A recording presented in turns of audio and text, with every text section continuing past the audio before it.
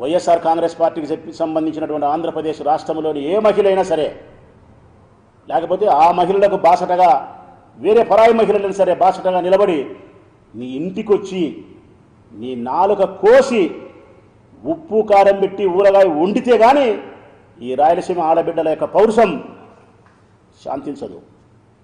నీకు ఇదే జరుగుతుంది. నేను చెప్తాను కదా, ఇదే జరుగుతుంది నీకు. మనసుకు గాయమైనప్పుడు, స్త్రీల యొక్క ఆత్మగౌరవాన్ని కించపరుస్తూ రాజకీయ ప్రయోజనాల కోసం నువ్వు బ్రోకరేజం చేసినప్పుడు పర్యవసనాలు ఈ విధంగానే తీవ్రంగా ఉంటాయి. ఏదో ఒక రాడు చాలా తీవ్రంగా ఉంటాయి.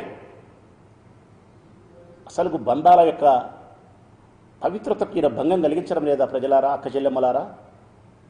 భార్యాభర్తల యొక్క బంధం అత్యంత పవిత్రమైంది. ఈ సృష్టిలో చివరికి మిగిలేది భర్తకు భార్య, భార్యకు భర్త. ఒకరికొకరు మిగులుతారు.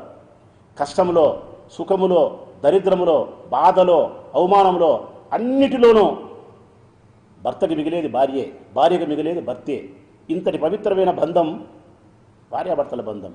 అట్టి బంధాన్ని, అంతటి పవిత్రమైన బంధాన్ని బజారుకి ఈడుస్తూ నీ అక్షరాలతో వ్యభిచారం చేస్తావా? అక్షర వ్యభిచారమే ఇది. ఇది మేధస్సుకు పట్టిన దారిద్ర్యం. ఇది ఏబిఎన్ రాధాకృష్ణ మనసుకు పట్టిన దారిద్ర్యం. ఇది మేధో దారిద్ర్యమే. ఇది భూములకు దరిద్రమిన్యం, భూములకు దరిద్రమిన్యం, ఆకలికి దరిద్రమిన్యం, మేధస్సుకు పట్టిన దరిద్రం ఇది. ఏబిఎన్ రాధాకృష్ణకు మానసిక దౌర్భాగ్యంతో, అక్షర వ్యభిచారంతో పవిత్రమైన బంధాలను బజారుకి ఈడ్చి స్త్రీల యొక్క ఆత్మగౌరవాన్ని పలుమార్లు హింసిస్తాను.